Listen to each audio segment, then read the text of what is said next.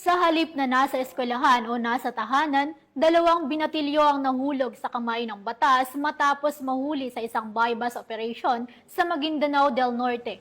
Ang balita mula kay Patroluman, Judian Alibo. Arestado ang dalawang lalaki matapos mahulihan ng mga ilegal na droga sa isinagawang buy-bust operation ng Maguindanao del Norte PNP sa sitio Santillano, Barangay Macabizo, Sultan Mastura, Maguindanao del Norte. Nito lamang ikaunang araw ng Hulyo taong kasalukuyan. Kinilala ng mga otoridad ang mga sospek na sina alias Faide at alias Mar, 19 anyos, at pawang residente ng naturang lugar.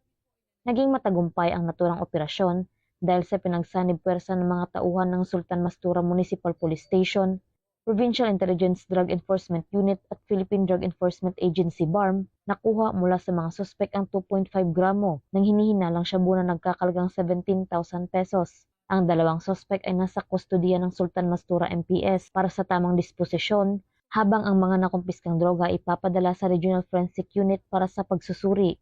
Kasong paglabag sa Republic Act 9165 o Comprehensive Dangerous Drugs Act of 2002 ang ihahanda laban sa mga sospek. Ang Maguindanao del Norte PPO sa pagkikipagtulungan ng iba't ibang unit ng pulisya ay nananatiling nakantabay upang masigurong ligtas at maayos ang pamumuhay ng mga mamamayan laban sa banta ng ilegal na droga. Mula rito sa Riyon ng Bangsamoro, ako ang inyong PNN correspondent, Patrolwoman Judian Alibo, alagad ng batas, taga-taguyod ng Balitang Pulis.